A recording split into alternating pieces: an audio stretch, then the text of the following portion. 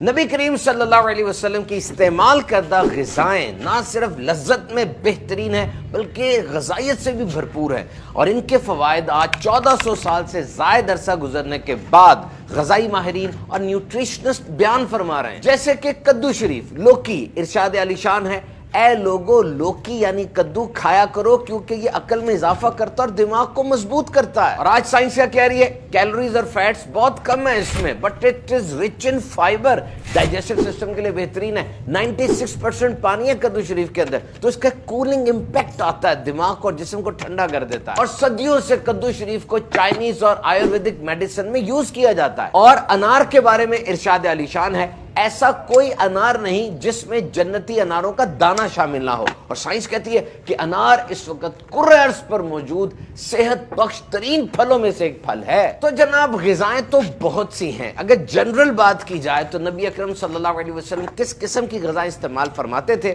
زاد المعاد کے اندر ہے کہ ان میں 3 پراپرٹیز ہوتی تھی۔ نمبر 1، قواعد جسمانی کے لیے مفید ہوں، یعنی good for each and every organ of body, energy releasing, وہ غذائیں جو انسان کے ہر عضو کے لیے مفید ہوں، پاورفل غذائیں ہوں۔ نمبر 2، معدے کے لیے خفیف اور نرم ہوں، یعنی سافٹ ہوں۔ نمبر 3، جلد ہضم ہونے والی غذائیں یعنی ڈائجسٹیبل۔ تو یوز ہول گرین فوڈ، خالص اور آرگینک چیزیں کھائیے، وہ جسے ریفائنڈ کہتے ہیں جس میں سے بہت کچھ نکال لیتے ہیں، وہ نہیں۔ نبی اکرم صلی اللہ علیہ وسلم گندم کے بغیر چھنے آٹے کی روٹی استعمال فرماتے، زیتون، کھجور، پیلو کا پھل، تربوز اور شہد، ان غذاؤں کو بھی نبی اکرم صلی اللہ علیہ وسلم نے نوازا ہے اور انہیں استعمال فرمایا ہے۔ اور آج ان غذاؤں کی نیوٹریشنل پروفائل پڑھ کے دیکھ لیجئے، جدید تحقیق کے مطابق یہ انرجی کا پاور ہاؤس ہے۔ اور پھر ڈیری پروڈکٹس کو اپنی غذا کا لازمی حصہ بنائے۔ دہی تو بہت امپورٹنٹ ہے جناب،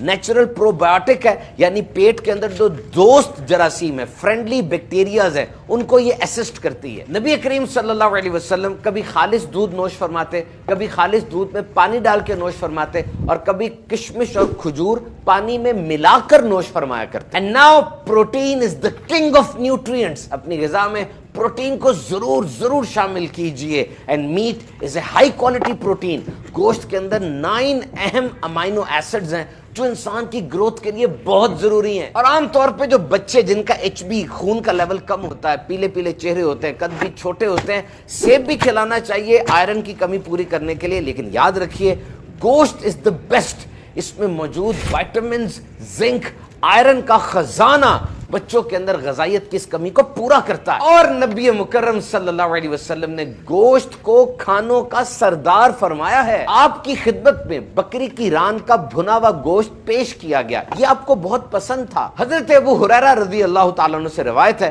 ہم حضور اکرم صلی اللہ علیہ وسلم کی خدمت میں حاضر تھے، آپ کی بارگاہ میں بکری کی ران کا بھنا ہوا گوشت پیش کیا گیا، یہ آپ کو بہت پسند تھا، تو آپ اس میں سے توڑ کر تناول فرمانے لگے۔ نبی کریم صلی اللہ علیہ وسلم کو تازہ پھلوں میں خربوزہ اور انگور زیادہ پسند تھے، اور کلیولینڈ کلینک والے انگوروں کے 10 بہترین فوائد گنواتے ہیں جناب، کہتے ہیں یہ قوت مدافعت کو بڑھاتا ہے، کینسر کے خلاف ممد و معاون ہے، کولیسٹرول کو کم کرتا ہے، ہڈیوں کی صحت، دماغ کی صحت کے لیے ایک زبردست پھل ہے۔ اور پھر کھانے کا جو انداز، سٹائل اور آداب نبی اکرم صلی اللہ علیہ وسلم نے بیان فرمایا، دے آر امیزنگ۔ ارشاد فرمایا تم ٹیک لگا کر کھانا مت کھاؤ، تو ٹیک لگا کر کھانا، لیٹ کر کھانا یہ نہیں چاہیے۔ آج سائنس سے ثابت کرتی ہے اس طرح کھانا دوبارہ کھانے کی نالی میں، اسوفیگس میں آتا ہے، ایسڈ ریفلکس بھی ہوتا ہے، گندا تیزابیت والا پانی اوپر آتا ہے اور نقصان ہوتا ہے۔ مزید ارشاد عالی شان ہے، گرم کھانا ٹھنڈا کر لیا کرو کیونکہ گرم کھانے میں برکت نہیں ہے۔ اور آج 59 ریسرچز کا نچوڑ ہے کہ زیادہ گرم کھانے والوں میں منہ کا، گلے کا کینسر تک ہو سکتا ہے۔ اب کھانا کس طرح بیٹھ کر کھانا ہے؟ نشست ویسی رکھیں جیسی نبی پاک صلی اللہ علیہ وسلم نے تربیت فرمائی ہے، اور کھانا پیٹ بھر کے نہیں کھانا۔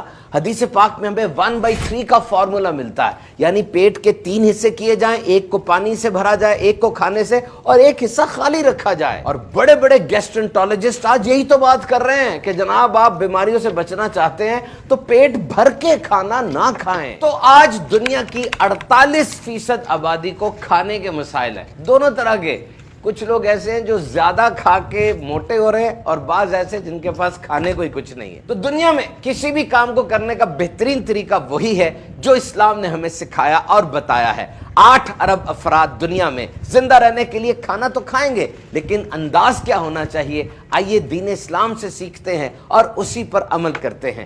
غذائیت سے بھرپور کھانا کھائیے، صحت مند رہیے۔